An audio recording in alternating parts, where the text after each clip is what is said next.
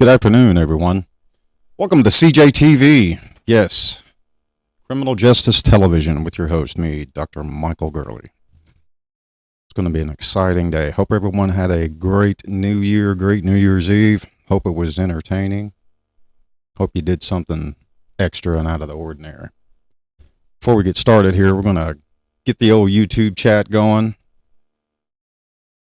Get it to where everybody can see what's happening in the world.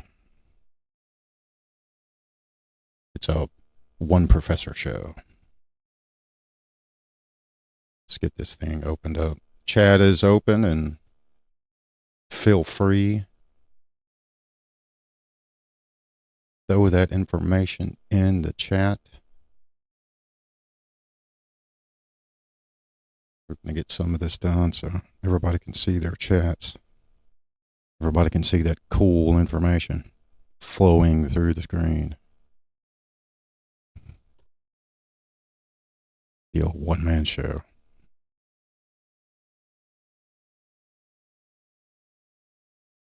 Yep. Somebody put in the chat, how was your New Year's? Was it any good? What'd you do that was good before we get into today's show? Episodic memory recall and victimization. The old victimization story.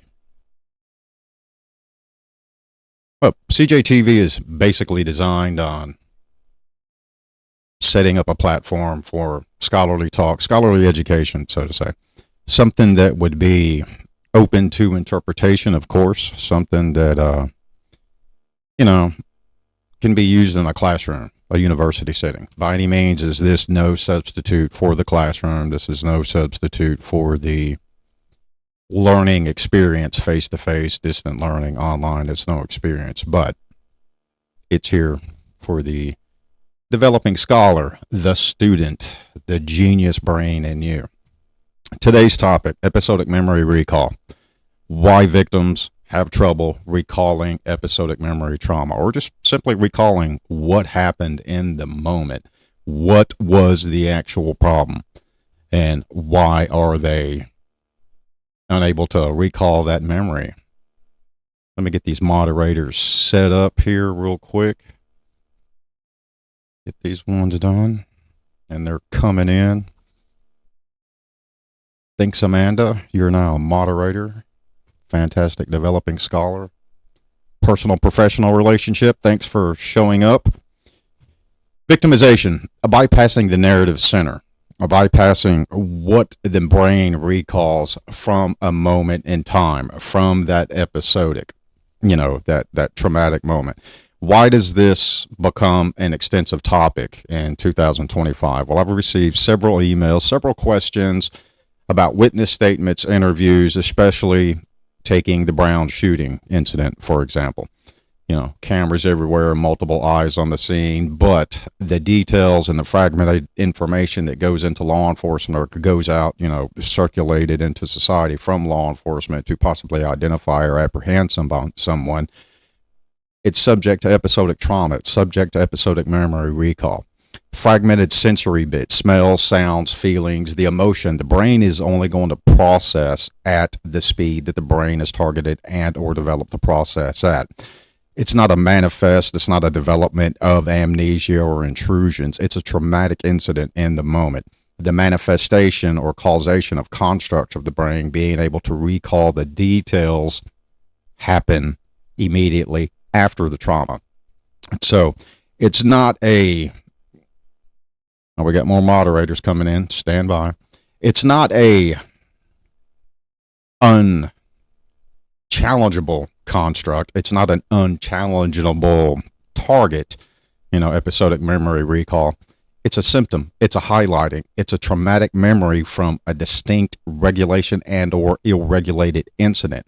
It's distorted. It's incomplete because it's not something that someone experiences on a daily basis. It's not something that one experiences routinely in the moment. So let's press on. Before we get anywhere or press on with the details of this, which is going to be an actual interesting topic, let's go ahead and introduce the assistant researchers for this show. Amanda Blankenship, Chloe Hensley, and Dylan McDonald. You, the society viewing this, they're the email. So if you have questions about today's episode, feel free to hit me up. Feel free, Dr. Mike Lee G, gmail.com.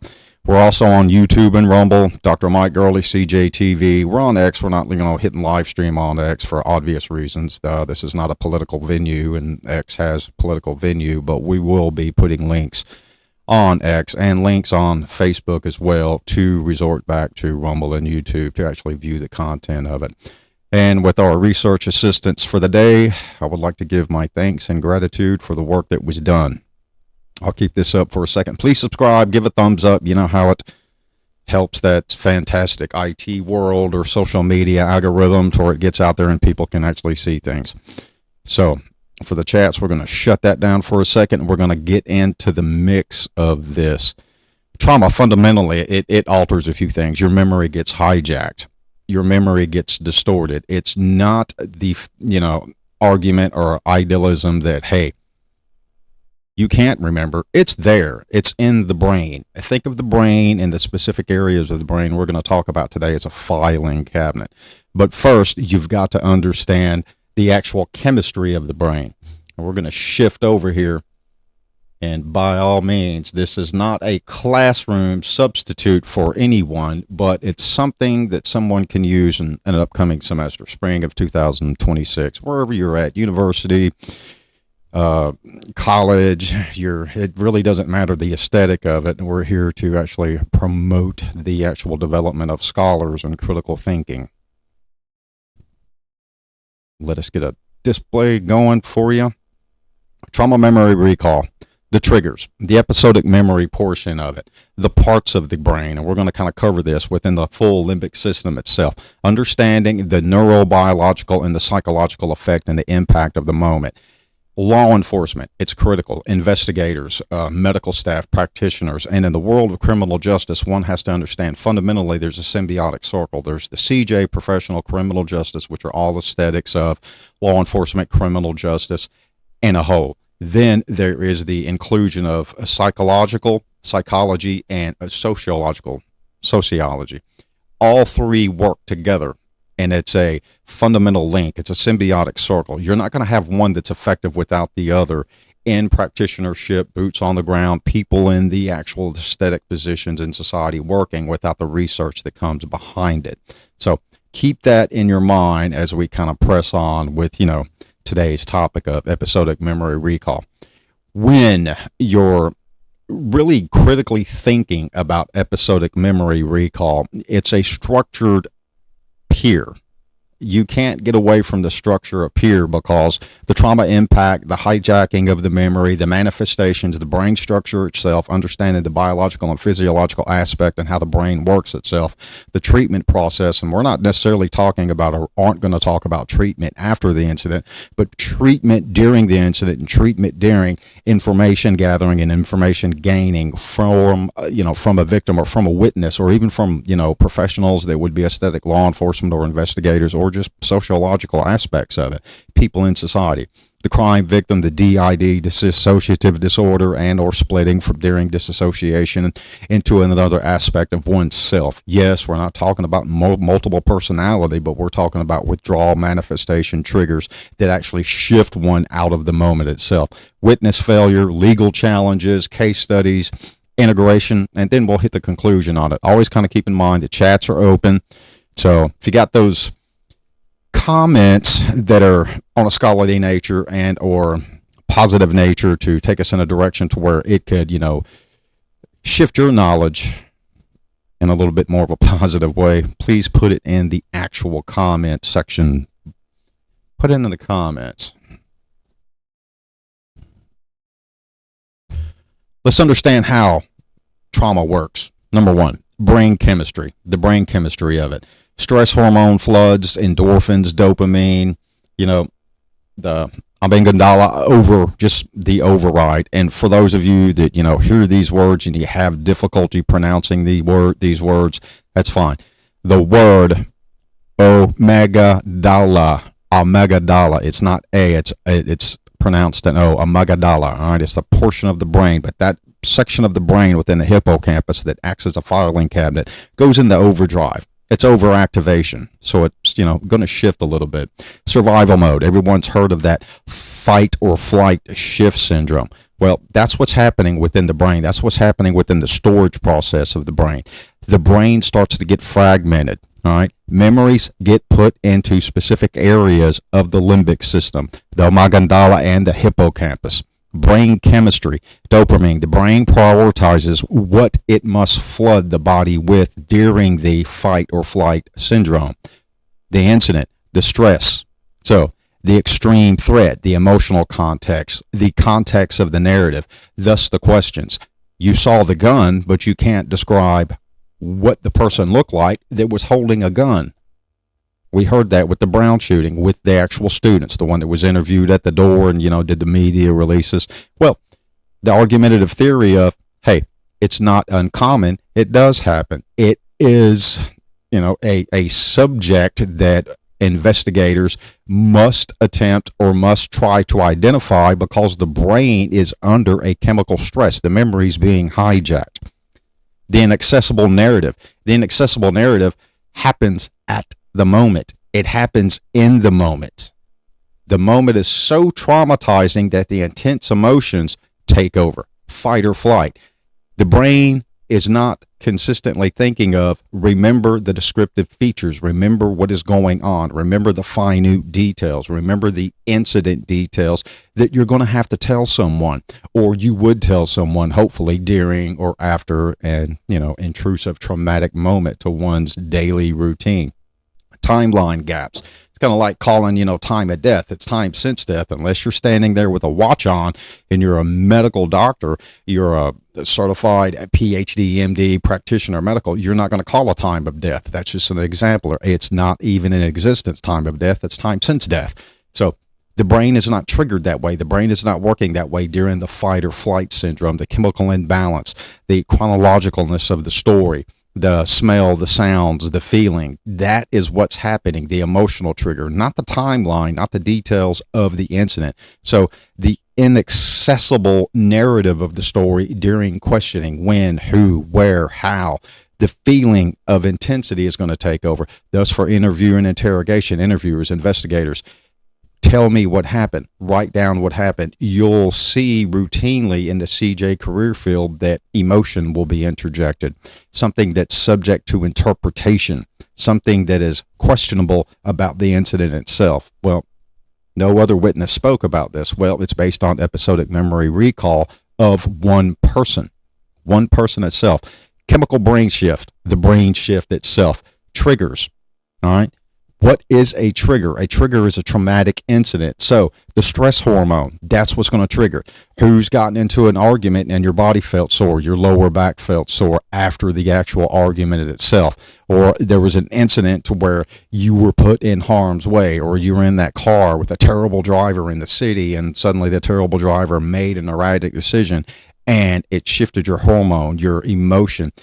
Chemical imbalance, chemical change, chemical stress. Everything's becoming fragmented at the time. The hippocampus, the impairment of it, reduced function effects, contextual memory. It's being written a specific way during the incident. And when you have to recall that traumatic incident in the future while being questioned or trying to share the information, it's not always going to come out exactly as it, happened. It's not always going to come out exactly the way you would want it to come out.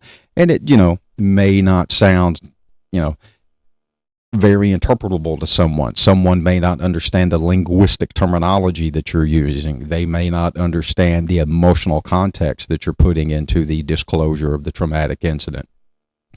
Overactivation, the brain, the hippocampus, the limbic system, the amygdala section, the ones that are the filing cabinets for the actual memories.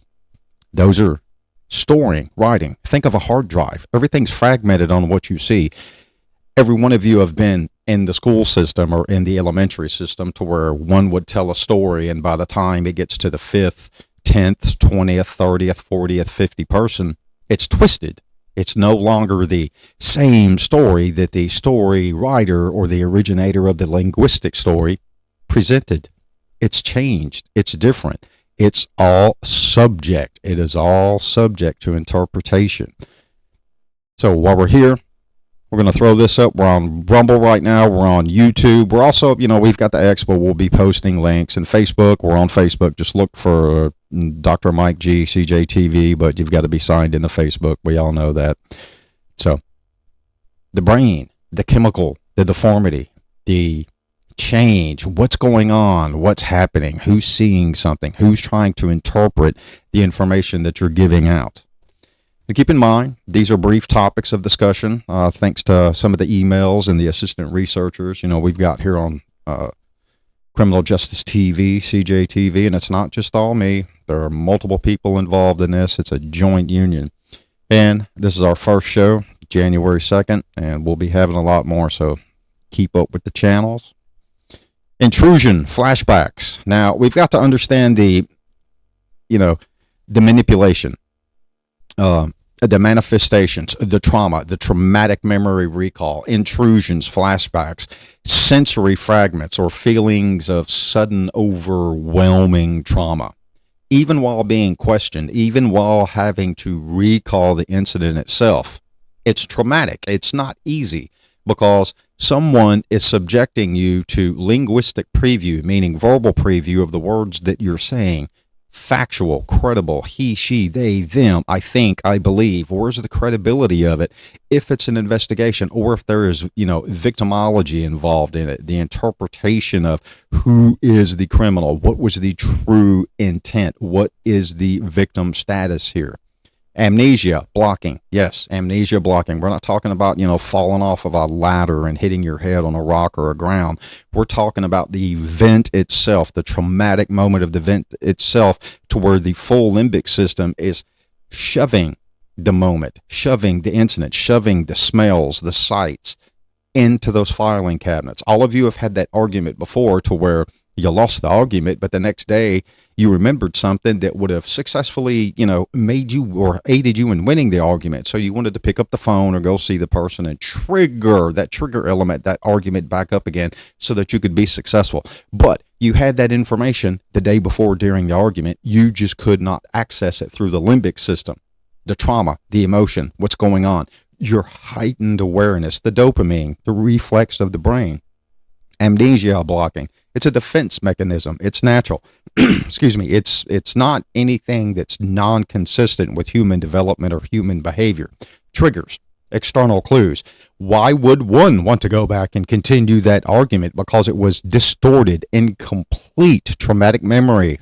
It's a phonic distortion in the brain. You're storing it much like a filing cabinet. The triggers. What would be that trigger?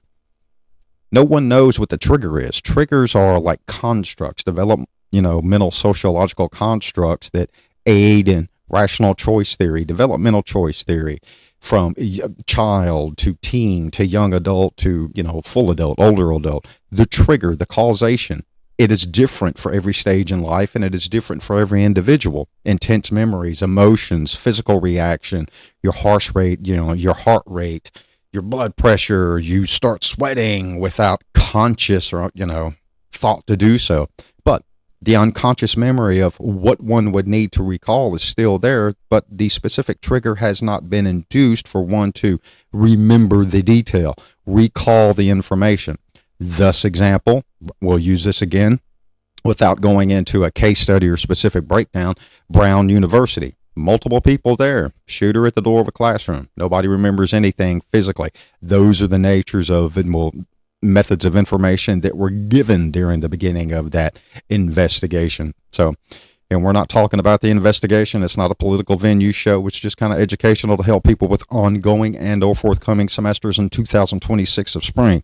So the distorted, the incomplete view, the amnesia blocking, the trigger of it, what is being used as a trigger to gain the information that has been stored into the hippocampus.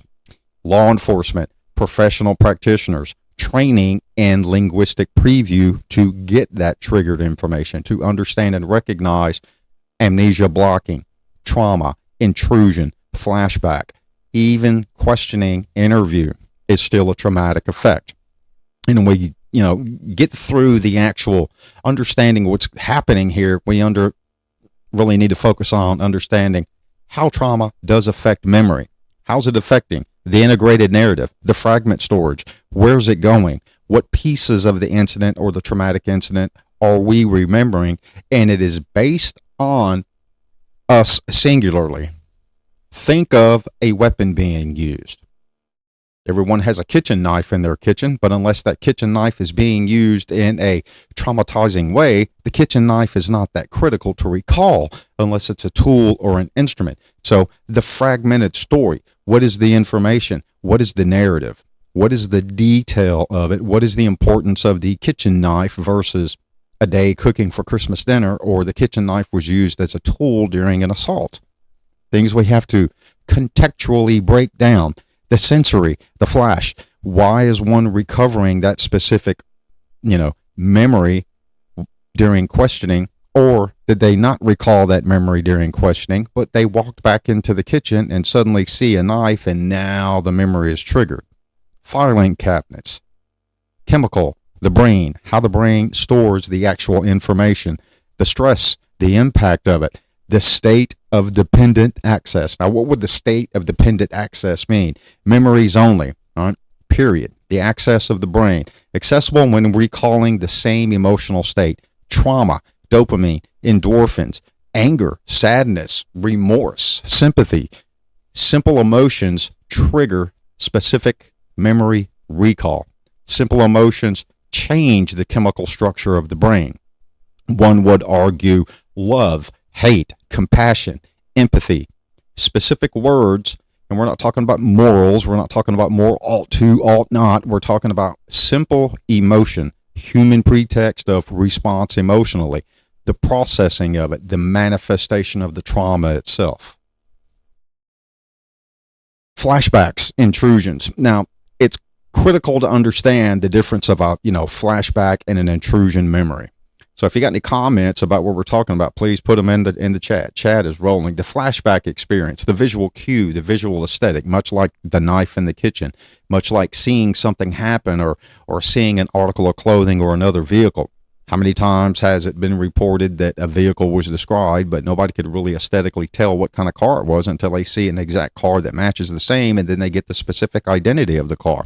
What about an active shooter? We got clothes, we got black masks, but we can see the eyes, we can see the skin tone, but we're not paying attention to the skin tone between the sleeve of the glove or the balaclava or something on the neck, or, between the actual opening of the eyes for glasses or non-glasses for color or tone of the skin or eyes. These are things that we're not, really looking for during a traumatic incident. So we've got to think of the episodic memory, the visual flashback. How is that going to be triggered? What is the sensory protocol for the feeling? What emotion are we going to tap into? What emotion are we going to try to linguistically, use? Auditory memories. What are you hearing? Every one of you have heard music before. I like that song. It was a good song. So you're going to listen to it again. Something that is emotional, something that is a trigger, something that triggers that brain chemistry to want to stay in that moment and enjoy it. Thus the emotion of happiness, joy. You're there. You're in the moment. You're liking what you're hearing. The fracturization of it. The physical response. Physical, heart rate, sweat, rapid breathing.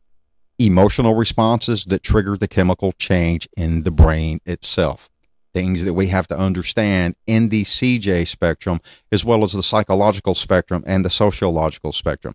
Think of social workers. Think of child protective services. Think of law enforcement, investigators. Think of judiciary review, judges, attorneys, lawyers, the difference of the use and the terminology of lawyer and judge and or counsel or representation in a courtroom. Things that we have to understand. What are the trigger uses and how are we going to get the information that we need presented that is critical, with intent, valid, has credibility, validity, and reliability in an investigation while recognizing and identifying victims and while treating those victims. Process and treatment. Yes, we're talking about process and treatment, but we're not talking about process and treatment after the fact. Way after the fact. Someone has suffered trauma, an investigation or an incident is over, it's all closed, months or weeks down the road, we're going to seek treatment or we're going to try to identify, treatment. No, we're not talking about that. We're talking about in the moment during the trauma recall, the episodic memory recall. What is happening? What is going on? And what is our approach while trying to gain information from a witness, or while trying to gain information after an incident of trauma? State of dependent learning. It is critical. Now, one would argue they know their rights, but one needs to argue to themselves, are they at a state of individual or singularity dependent learning to understand what is really happening? What is the memory? What is the intensity of understanding the definitive word linguistic preview of what one is being told? What one is being told, let alone speaking with victims or witnesses of trauma, what one is being asked. How are we asking it? How are we presenting it? Memories formed in high stress states, high stress situations. Being questioned is high stress. Having to recall a traumatic incident is high stress. You have the emotions going, the body changes, the chemical shifts happening. Things are happening in the moment. Things that one would perceive, well, I'm asking the questions, it's not that critical, but yet it is critical. Implementation of therapeutic timing and the approach. Yes, detectives, investigators. That is why there is a series of selected schools at a federal level, state level, county level, city level for investigators to attend. Linguistic preview, kinesic preview. Kinesic being physical response, linguistic being verbal. What are the words that are being asked? What is our interpretive venue? Oh, we got some comment here. I'm so glad you decided to do live stream. Dr. Gurley is more importantly, I get glad to be a part of it. I hope everyone finds the live stream helpful and give you a better understanding. Well, that's our target here, is to give one a better understanding and a better means to get some form of a scholarly development through their day. And everyone can say thanks for the assistant research for this topic. It's a very overwhelming topic, and it's a from my professional opinion, a critical topic in 2026. Reconciliation, recall of memories. How are you, going to bring these memories forward? What are the linguistic venues? What are the linguistic terms that we're using? How are we speaking to someone that is the victim of a traumatic moment, the victim of a crime? And it doesn't necessarily have to be a crime. It could be, an act of causation, an accident, nothing with criminal intent, but they're still a victim. It's still a traumatic moment. Linguistic, articulative, kinesic. What are the words that we're using? What is the terminology pretext that we're selecting before we even interact with a person? Just like someone can tell kinesically the approach of another human being, emotion, scent, smell, whether it's going to be aggressive or not. The same applies in the pretext of trauma memory recall, especially when you're talking to victims. The integration part of it, the result, is your victim coherent? Are you less overwhelming than the traumatic incident itself, or are you as threatening or overwhelming as the traumatic incident?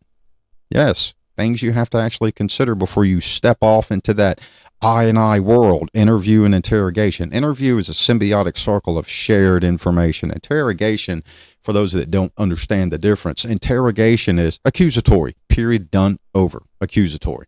You're trying to get information based off of known fact, known evidentiary venue, and it's very accusatory to get the confession, to get the information that one needs to move forward with the case. And obviously, we're talking about criminal investigation. We're not talking about victims of trauma of an incident that would not be criminal, but episodic memory recall, the trauma effect applies either way. It applies to adults and it applies to children. So the integration, the therapy boundaries.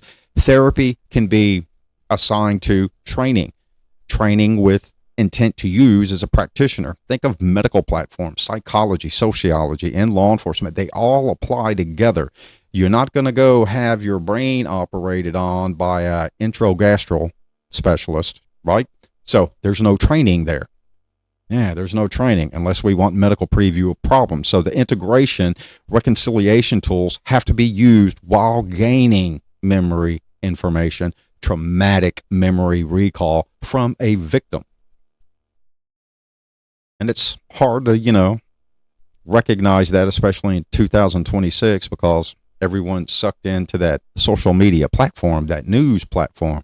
Believe the news, believe what's out there, but you're not really thinking of what is happening singularly with the single single individual, the single entity or multiple entities. Think about mass shootings. Think about mass car pileups where there are multiple victims, crashes on the highway, adults, children, injuries. Not everyone's going to give you the same story. Not everyone's going to have that episodic memory recall. And especially when it comes to those that are doing the interviews of the victims, what is the approach? Is it a reconciliation? Is it a data find? Is it linguistically set and structured to get the actual true information, the critical details that can be used? We have to look at these things. And again, as I said, this is not a substitute for university. This is not a substitute for college, school. This is a topic that was sent in to Criminal Justice TV and to my assistant researchers who helped with the research on this. Kudos again, and I will put them up right there at the top of the screen. So if you have any actual information or questions in the future that you would like to send to any of our assistant researchers, there it is, and I will leave it up as I'm talking for a few minutes. Now, as we said, the parts of the brain, the brain, it's not amygdala, so you got to understand the pretext of it when you're talking to omegala, just omegala, omegala, all right, kind of like oh my gosh, omegala. All right, this part of the brain is heavily involved in emotional processing, period. The fight or flight syndrome, the emotion, love, hate, anger. Anybody ever watch The Grinch over Christmas? The I hate you, I loathe you, or I like you, don't like you. During the traumatic incident, the amygdala becomes highly active. It's triggered. The incident itself is the trigger. The incident itself is the traumatic moment that sets the amygdala into motion. The sensory. Am I scared? Am I in love now? Or am I calm? Am I stressed out? One part of the brain that applies to the limbic system. It is the trigger for that storage box to start opening, that fragmentation of the memory, what we're going to pay attention to based on the development of the emotions in the moment. The hippocampus helps in the formation of new memories, critical, the memory, the formation. How are we going to interpret this? How are we going to file this into our cabinet? Critical for episodic memory recall. Now, think of a simple example. You're in the store, you see something, you'll like it. It's a fantastic item. The items that you see that are of no interest to you, no use to you, you're not going to remember them as much as you are that fantastic item.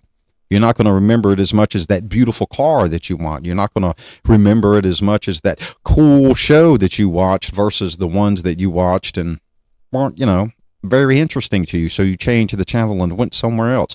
It's the same as what I stated earlier. The music, the emotional, the amygdala is processing. This is an emotion because the hippocampus is acting in the function of that memory consolidation. Now it's easy to pull. I like this song. It uplifts me. It puts me in an emotional state of, happiness, pure goodness. So the chemical shift that's working with the physical, biomechanical, biological part of the brain at the blink of an eye, at the spark of an electron.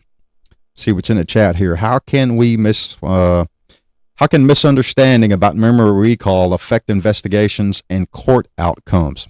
That's a good question, and we shall get to that toward the end of this because that's going to be in our legal section when we break this down. Yes, state review, even federal review, even United States Supreme Court, not opinion, but decision has been formulated and sent down to all 50 states for decision, not opinion, as a guide, as a rule from the United States Supreme Court. Good question, and we will cover that. Psychological factors. And the psychological factors. Everyone likes that good psychological. Yeah, we covered this and we covered the hippocampus. So the fragmented storage and the psychological factors. Dissociation. Everyone suffers from that. Don't want to be there. Don't want to participate in this. Don't want to talk about this. Don't want to see this. It's a dissociation psychological factor, a response to trauma. Yes, trauma. Even though you think, well, it's not that bad. It's not that critical. I really don't need to say, hey, this is non-threatening to me. But the actual fact is, you're dissociating from something that you want no involvement in. You do not want to be approached by the problem. You do not want to have to conflict yourself with the problem itself. So therefore, you're going to dissociate from it. You are not going to want to talk to anybody about it. You're not going to want to be in the actual argument itself. So you're going to dissociate from it. That is amygdala, emotion, and hippocampus filing cabinet withdrawal from that memory of you've experienced something like this before. So you do not want to be associated with it again in the moment. Psychological fragmentation, the episodic memory recall, the trigger to it. It involves the disconnect from thought. It involves the disconnect from the moment, the identity, the consciousness, the self-consciousness of you being in a moment of an argument or a situation or circumstance that you do not want to be in. So the amygdala is the emotional trigger for the hippocampus to say, hey, it's time to withdraw. It's time to not be here. It can lead to gaps in memory because the amygdala and the hippocampus are focusing and working simultaneously within that limbic system, and you're making that emotional choice to withdraw. You're not paying attention to the details that are needed. You're not paying attention to the episodic memory recall that is structured information level for another person to gain to act upon, much like a criminal investigation. That misunderstanding, kind of like in the comment, the misunderstanding of the memory recall. If the memory recall is not specific or structured around non-intrusive fragmentation, the memories and the details are questionable. They're not dependable. One has to investigate. One has to actually dig into the actual detail of the memory recall to find the true validity. Not just a pretextual argument of possibly, maybe it, applies here, but there has to be a direct validity to it. Not circumstantial, valid, not exclusionary or exculpatory by any means. Even in the medical, people hear these words exclusionary and exculpatory, and they apply it to the CJ system, criminal justice system, or jurisdiction, judicial venue, jurisdictional in the courtroom. Doesn't just apply there. It applies in the psychological venue as well. It applies in the sociological venue as well, because treatment applies during the communication to get the information. So, exculpatory, yeah, because you're stepping outside of an ethical boundary. And that's another topic for another day. When I say ethical boundary, I mean ethical boundary within that special practitioner. Psychology, sociology, CJ, three-way, symbiotic circle, all work together. All right. Specific research, theories. Victims are unconsciously repressed or consciously suppressed during the traumatic moment, and it is creating traumatic memory storage factor and identifying storage, period, and the hippocampus. Why? The emotions. What does one see? Thus, the interview, the one student at the door, Brown University. Could you tell us what the guy looked like, the shooter? No, he just had this type of gun, that type of gun, and wearing all it. Yeah. What is one being triggered to see? What is the emotional response? The intrusiveness of the actual event. Like I said, this is not a substitute for a classroom or a DL or an online or a hybrid. It's informational. So maybe it would be informational for someone in 2026, the spring semester, no matter where you're at, and a specific concentration that you're in. Psychology, sociology, CJ, who knows? Let's go back to this. Episodic memory loss. Man, we covered the intrusive and understanding the memory loss and understanding how the amygdala and the hippocampus work. One emotion, one is a filing cabinet system, the full limbic system, questioning the treatment of it. Doesn't apply just after. It applies during the gaining of the answers, the information, the role of the memory processing system. Fight or flight. Simple. Body activates. Body chooses to survive. Fight or flight. It's not a hard choice. It's kind of like running away from the fire. It's kind of like avoiding the sharp edge of a razor blade. Fight or flight. You're choosing safety. Stress hormones. Happens to everyone. It's a chemical. It is the brain's means of self-support. Fight or flight. Dopamine. Endorphins. Physical. The attributes. Everyone's heard of the old cliche, the old, so to say, rumorville, or the Nordic story of Supermom that lifted the car off a child after an accident. Well, The hormones. Yeah, the stress, the dopamine, the endorphin, fight or flight, preservation of life, preservation of self, the emotion in it, the love, the intensity, a mother for a child, things that would apply. The hippocampus impact. Yes, the hippocampus. When I'm talking about the hippo at the zoo, the brain, the hippocampus, part of the limbic system. All right. High elevated stress. The hormones are going to affect this. What is being stored correctly?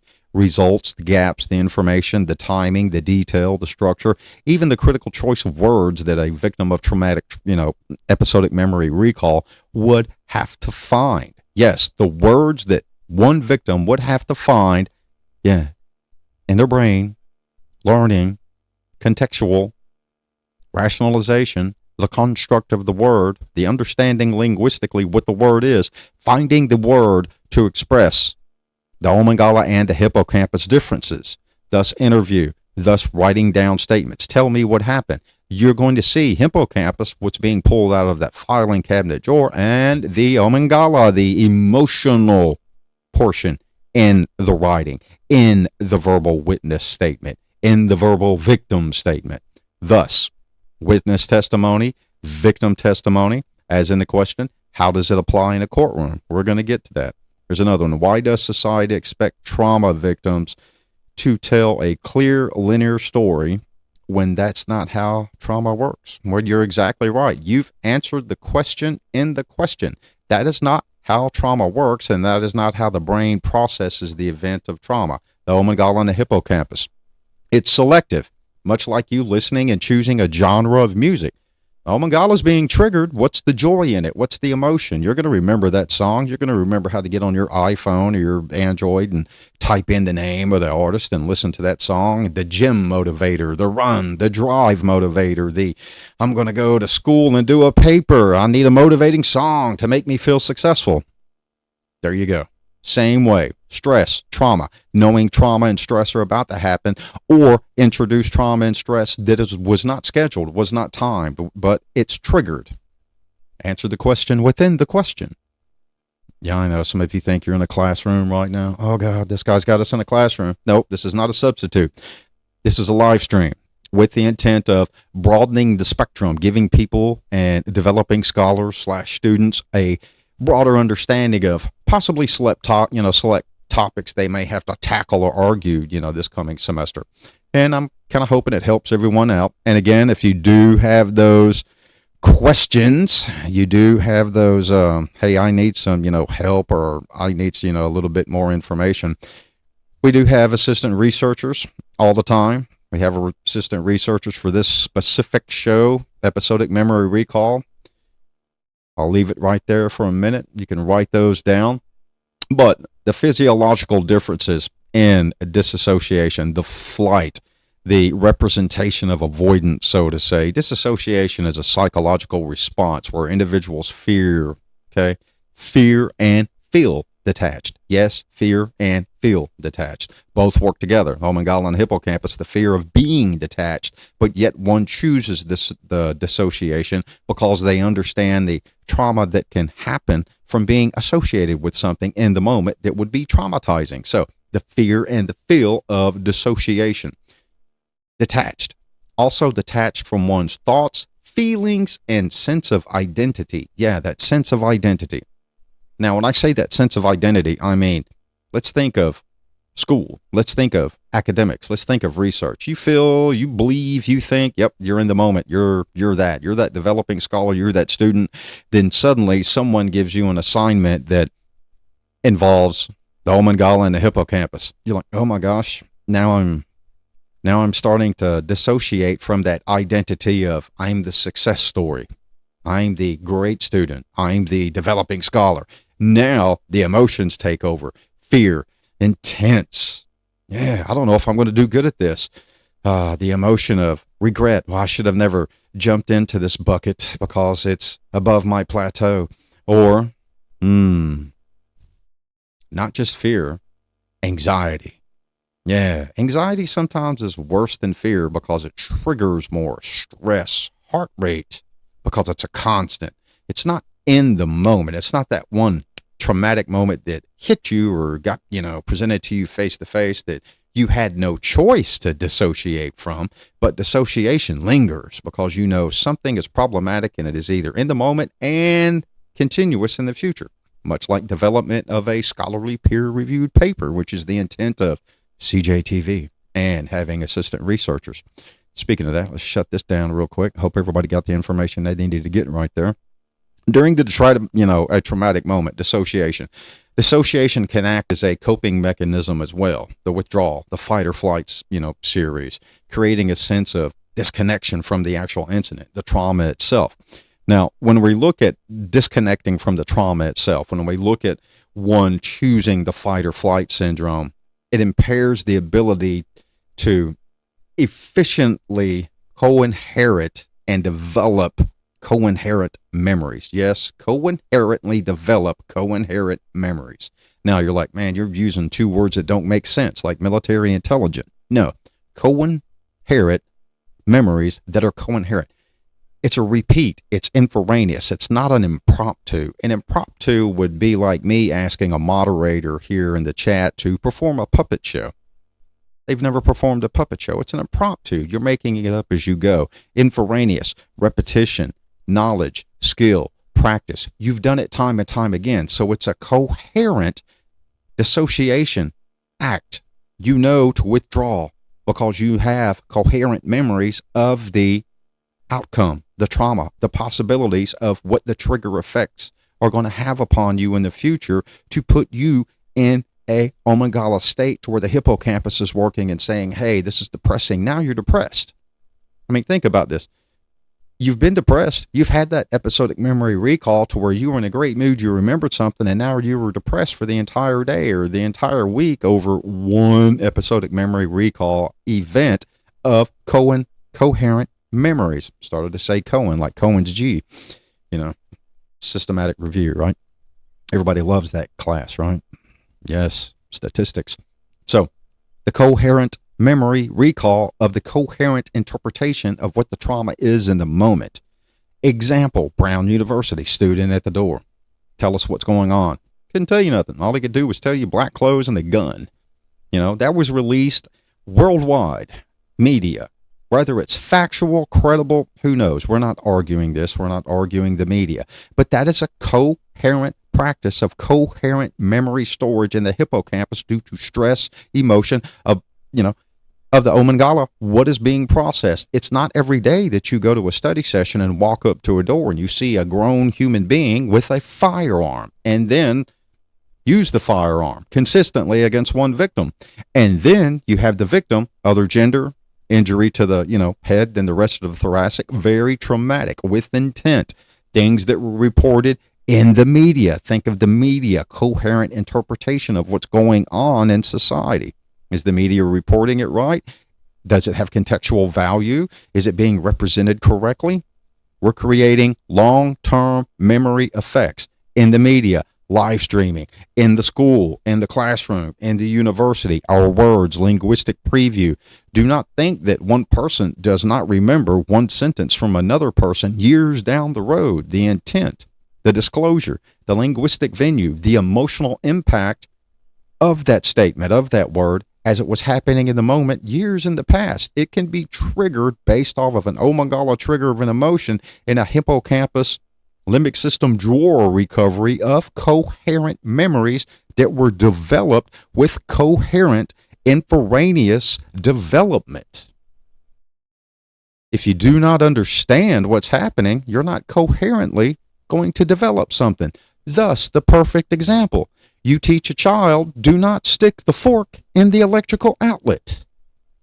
Coherent definition, coherent trauma, coherent memory if you were that child that did stick the fork in the electrical socket because you were never told. I hope that never happened to anybody. If it did, put it in the chat. If you were that one that was never told not stick a fork in the electrical socket. Yeah, I'm not saying we want to, enjoy that, but, that's a great example. Coherent memory development. All right, trauma-informed therapy. Now, really important that we need to understand the actual barriers. Let's go back to that. Trauma-informed. EMDR, eye movement, decentralized processing target, memory recall. There are a lot of things that people are going to say and put out there that, yeah, this is a way you tell, what's going on. This is a way, you retrograde amnesia, or you anti-retrograde or anti-grade amnesia, or, identify causation triggers of temporary amnesia of a traumatic event. No, there are multiple forms, multiple ways. These are collaborative, client-centered processes. There are a lot of them. We're not using all of them here. Trauma-focused cognitive behavioral therapy. Cognitive, meaning you have a coherent memory structure of what you're going to do to gain information from a trauma memory recall victim. Means you have to be trained in the actual focus, the actual structure. Much like those that are law enforcement, if we have any law enforcement here watching the show, I have absolutely no clue or in the future, but they will understand, law enforcement will understand what I'm talking about. So will psychologists and those in mental health career fields, and so will those in the sociology career field. Finding words, interviewing juveniles, interviewing children, trauma-focused, cognitive behavioral therapy, the word, the behavior, understanding what's going on, the construct of the interpretation of the words, the physical response, the kinesic, the linguistic, as they all tie together.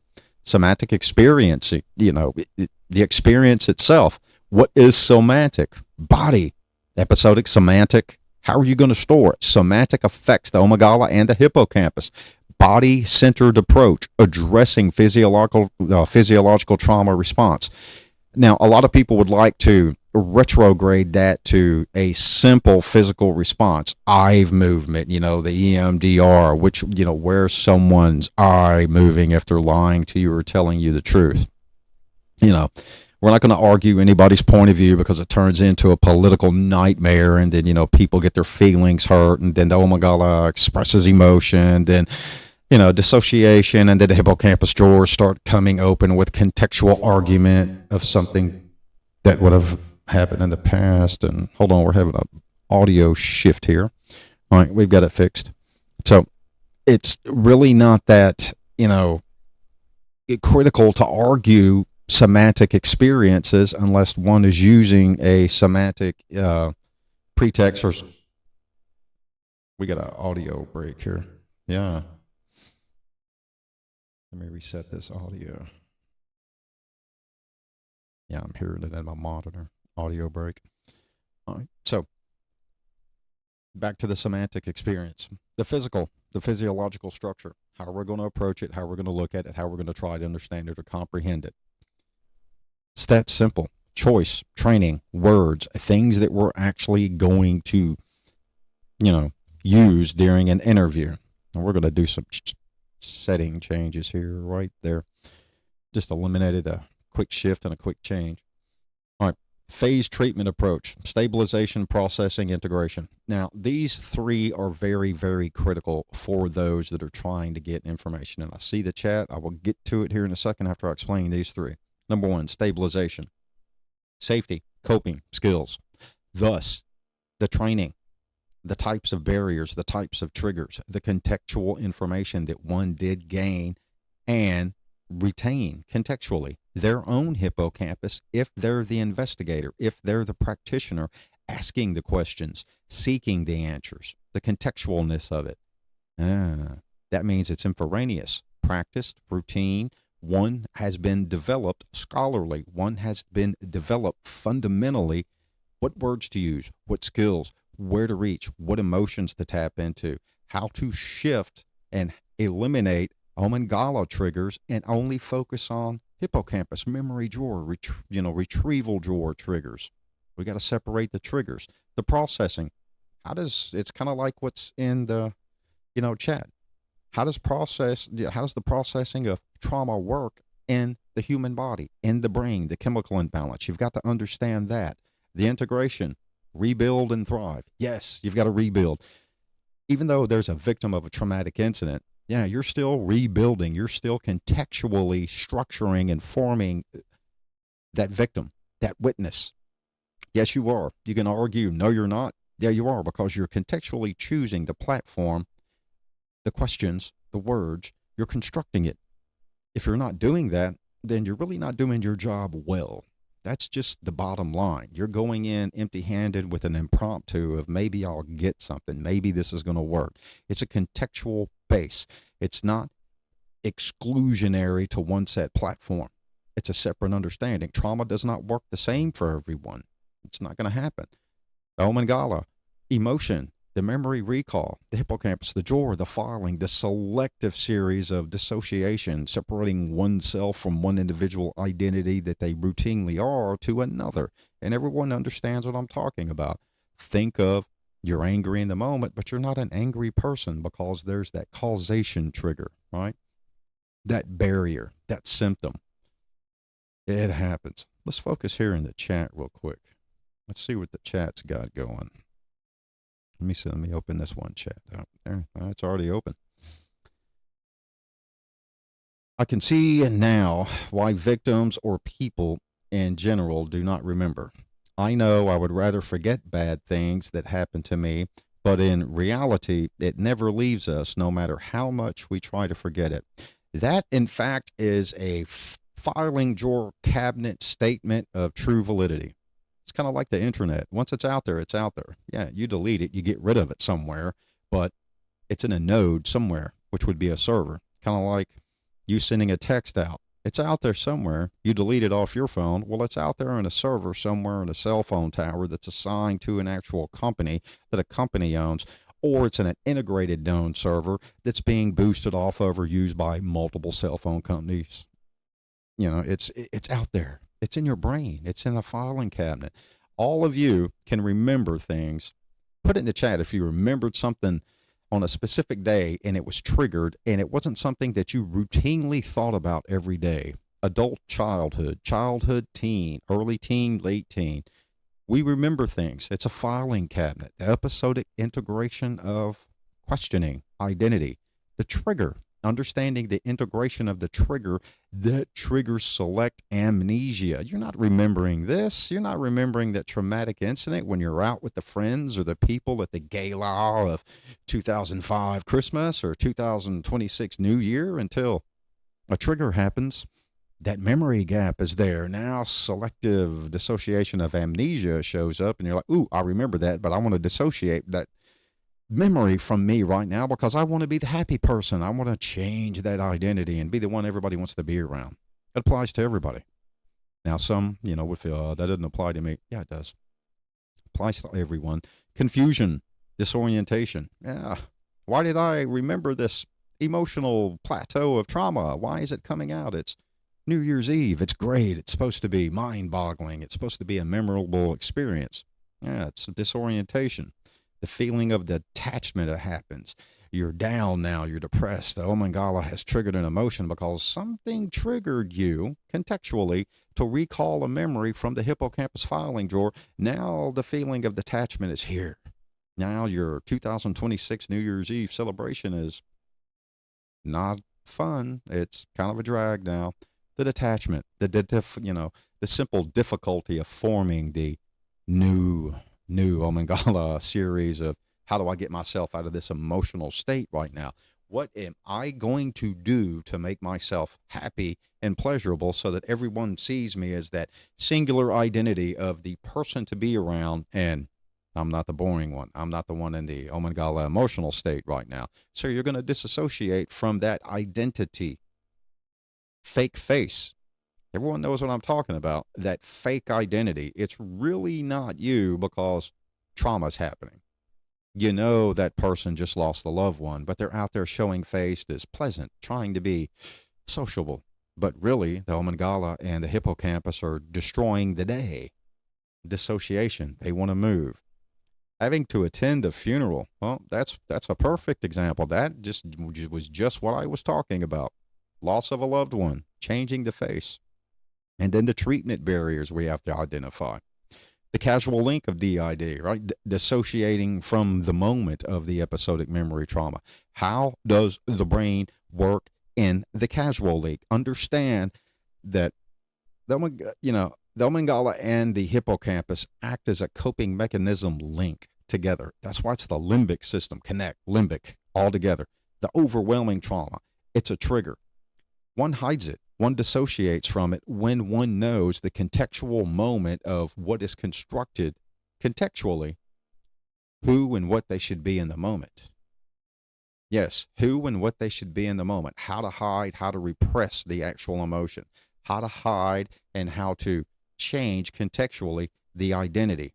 You remember from what you've seen or what you've heard, you shouldn't be that way. You should be this way in a specific event, or you should act this way, or treat people politely, or no, don't display the emotion or display the emotion. Don't act this way. Moral ought to, moral ought not. Think about it. Socrates, Plato, philosophy, behavior, sociology. It's a construct. It's a contextual memory of what one's supposed to do. Violate the law, not violate the law. Why do we have laws? Why do we not have laws? Contextual dissociation. Why are you going to change that singular identity in the moment? Now, common, verbiage out on, in society outside of an academic preview would be that one. It would be what? Two-faced. Someone's two-faced. They're acting this way and they're really not that way, but they're acting this way because they're in this environment with this group of people. There you go. Bingo. The causal link, contextual dissociation of what one is supposed to be based off of amygdala, emotional, and hippocampus, episodic memory, recall, and trigger. How you're supposed to be, how you're supposed to behave. What is the pretext? What is the identity fragmentation? The fragmentation, an individual sense of self. Yeah, the self fragment, the distinct personality trait, one's own memories, behaviors, perceptions. One gets around one group of people and they act this way, fancy bear. One gets around another group of people and they act arrogant. One gets around another group of people and they act emotionally distraught. It's kind of like the one sheep follows the rest of the sheep off the bridge. Contextual, the change, the identity fragment of the trauma, understanding how to construct contextual information, questioning to get the details and the information we need from a victim. Yeah, episodic memory recall. We've got to understand how the brain works before we dive deep into questioning, before we dive deep into contextual methodologies of let's work the case, let's identify, let's help. Let's set the treatment. Well, the treatment process starts during the questioning, starts during an investigation. The treatment process starts at the beginning, at the very beginning. Let's jump into something real quick. Let's jump into that one question. The actual notable criminality into it in the court. All right. Factors leading to identification failure. All right.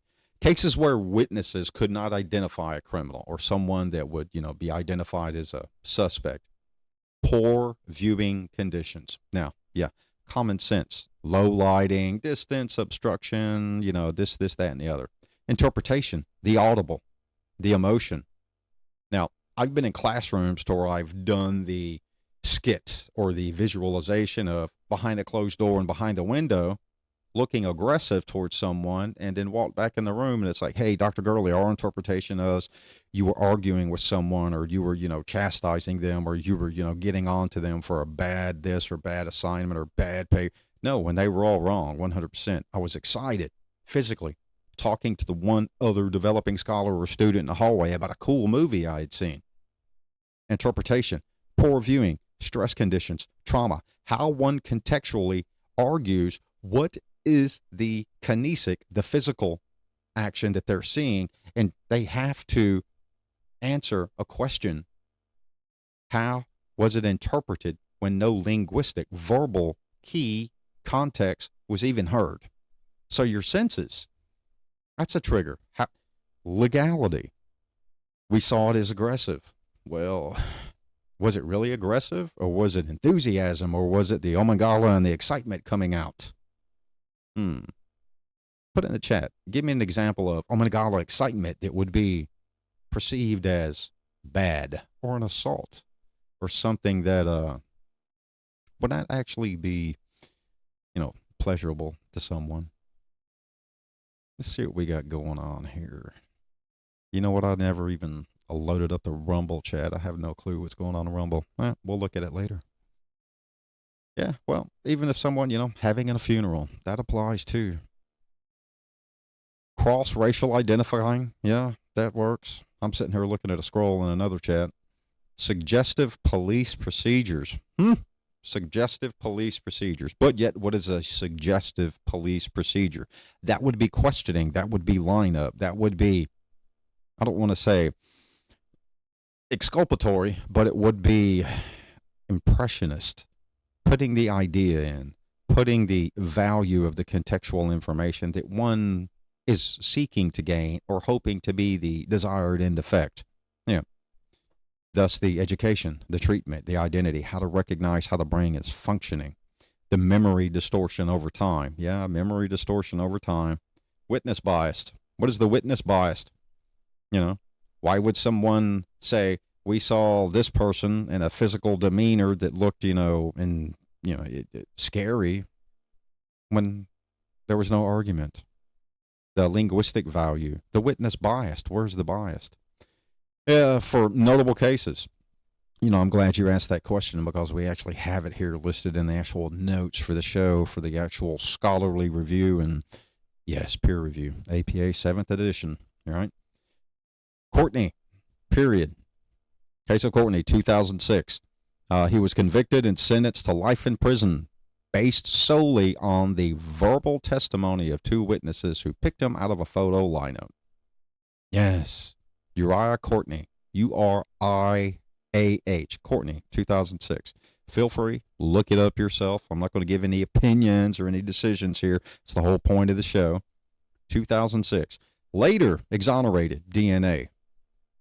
Now, I've always said for those that have, been in the scholarly setting with me, you want to argue about the facts of, it's the misleading, information. I think the Innocence Project has proven that time and time again, ever since its inception. Royal Clark, a Burger King employee, was convicted. Okay, Royal Clark was the robber. Okay, the jury was convicted. A belief that convinced the jury. It took 17 years for Clark to be exonerated by DNA evidence. 17 years, based on trauma. Yeah, based on episodic memory, based on amygdala, emotional recall. How one is presenting it, the treatment. So how are the investigators really stepping up to the plate, understanding that this is a traumatic incident, and how are they initiating the contact? Think of the force continuum, officer presence. Got to think of that. Training.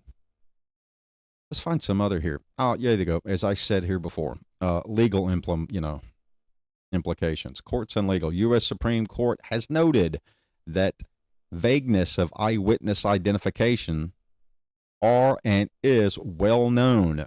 The annals of a criminal law are rifled with incidents of mistaken identity. Rifled meaning filled, problematic. If the Supreme Court can understand this and recognize this, and we're not going to get into the details of who, what, and which actually decisions, that would be a good one for another show. So if you'd like to have that show, send an email to one of these associate researchers right here, and they will forward it to me, and we will actually have a whole show about episodic memory recall and legal implications as defined, opinioned, and decision by the U.S. Supreme Court. See, we've got another chat. I don't know if this is what you mean, but the first day I met you and I said, you don't look so intimidating. Yeah, well, I get that all the time too. 6'2" guy, tattoos, beard, jewelry, the coolest guy around. Yeah, I get that too, but so does everybody else. It's that dissociation is contextual rebuild. Is this person a threat? What is this person? How do you perceive this person? Just based off of, kinesic venue, the visualization. But you haven't heard the linguistic value of it yet. You haven't heard the skill. You haven't heard the linguistic choice theory. It's kind of like the word, they're just a big teddy bear, or they're lovable, but they're scary looking. Kind of like the mean, angry dog. Yeah, he looks scary, but he's just a big teddy bear. Yeah, it applies. Contextual. Hippocampus, the emotion, the fear, the drama. Someone that's scared of dogs because they had that bad event, from a big ferocious animal, but they're now, 10 years later, scared of an applehead chihuahua. But we all know, smaller dogs are more violent than bigger dogs. Another law, criminality, trauma, episodic memory recall, amygdala, hippocampus, contextual, infraneous, right, or impromptu, Massachusetts Supreme Judicial Court, 2025, in Commonwealth versus Mercado. The court confirmed that scientific evidence and eyewitness identifications are considered newly discovered evidence. Newly discovered evidence. Great, it's evidence. But how was the evidence gained? That's always subject to question in a courtroom, thus cross-examination. The ruling allows defendants convicted before 2015 to seek new trial if their cases relied on eyewitness testimony now deemed scientifically questionable. Now, what does this mean, scientifically questionable? It goes into the venue of that fantastic word everybody likes to use, forensics. Okay, scientifically. Face identification, height, weight, telling somebody's weight, their height due to the shadow or the sun, or, biometrics on a CCT, or, that's a whole new topic for another show. But yeah, scientific advancement, IT.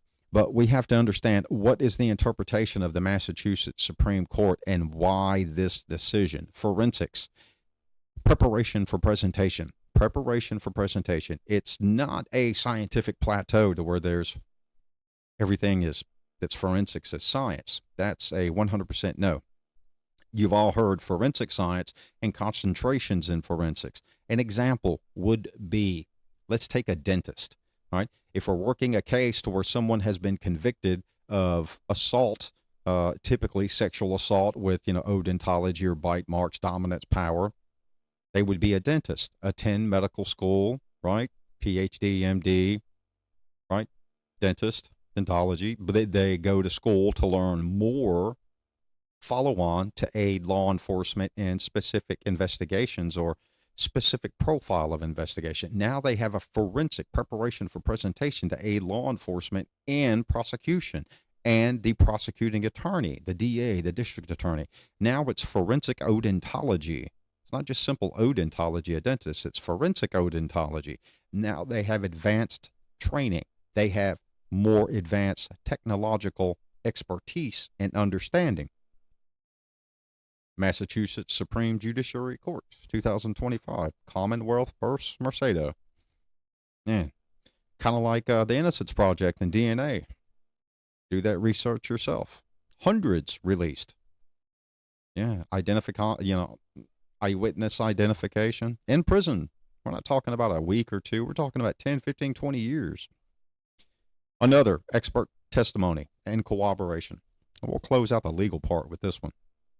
Pennsylvania Supreme Court. All right, continuing the shift from Commonwealth versus Walker. New York had one too, kind of, examples. So I'll just say this too. New York Court of Appeals, People versus Vaughn. But we'll focus on Pennsylvania, Commonwealth versus Walker. Court increasingly recognized that jurors often do not understand factors affecting reliability, making expert testimony essential for a fair trial. Aha! Even Pennsylvania says it. Preparation for presentation, forensic. What is the specific scientific field that one is trained in? And one is trained in case management and working with the investigators. If you're trying to use that specific forensic discipline that you have, that advancement in training, not just, your standard, okay, think of insects. Excuse me, think of insects, entomology. And then one studies insects on a death scene, forensic entomology. Different things. You're not just out there as, the bug guy coming to the house, went to university, own your own, pest control company, but no one from a law enforcement agency is calling you, but a law enforcement agency calls you and need help. And you're like, yeah, I went to 2 years of forensic, entomology training. Hey, kind of like the National Forensics Academy, right? Forensic entomology, the experts come in and teach that. Same thing applies. The Commonwealth, the experts of testimony interpretation. Yep, when you talk, you got to drink water. Should have chose that word smartly, right? A drink of water. Put it in the chat. Anybody else got any other case examples of trauma? If you've got one, put it in there. Excuse me for that. Let me see. There are plenty more. Let me see. We got New Jersey Supreme Court 2024. And this is recorded forever on YouTube, probably, so somebody can pick it up. State versus Washington. Lay witness identifications 2024. People versus Mosley. That's in New York. And yeah, these are all things coming out of Justica, not just off of Google. Real cases you can go in and read. Trauma identification. Yep. Hippocampus stuff at its best. Confrontation clause from memory, episodic memory. 2024 U.S. Supreme Court decision in Smith versus Arizona. There you go. One of my assistant researchers. U.S. Supreme Court decision in Smith versus Arizona. Yes. Reaffirmed a defendant's right to cross-examine witness whose statements are used against them, limiting the use of out-of-court testimony that cannot be challenged. Oh, good grief. That's deep. Out-of-court testimony. It's kind of like giving something in a little room to where you're sworn. Yeah, you're sworn by the actual words of the law. Yeah. Assistant researcher, I'll say this again. Confrontation clause, 2024, the U.S. Supreme Court decision in Smith versus Arizona. The reaffirmation. Let me see. Here's another one. Federal standards reaffirmed by a case. Perry versus New Hampshire. It's something for those assistant researchers. Now about the show. We're about to close it out. It's been a fantastic hour. Thanks for showing up. It's January 2nd. This is our first show. Kinks are going to happen, but we're going to bust through those because I've got a lot of very, very skilled assistants in the repertoire basket of developing scholars. If you want to be a developing scholar and help with the show, because this is not the only show, trust me, we have hundreds of topics set out, planned for this. And we're going to start it out, as it goes, as the need persists. If you want to help out with the show, it doesn't matter, what status level you are, university, associate's degree, whatever, or just none. Shoot one of these assistant researchers an email. They will reach out and they will collaborate and coordinate. And again, if you've got questions, send me one. Dr. Mike Lee G. Yep, Mike Lee G. I know, long email. Great. It's Gmail, though. And YouTube, Rumble, and as well, we're going to post links, videos up on, X, but we're not going to drive too deep into that, obvious reasons. And Facebook will be up and coming. We're developing that because this whole series of CJTV is brand new. So, thanks for showing up. I hope this was a help. Keep this in mind. This is not a substitute for a classroom. This is something academic, and it's primarily here to help. Primarily help those that are starting a new venture at the university. CJ, psychology, sociology, you never know. So, thanks for showing up. Can't wait to see you on the next show. Have a good day.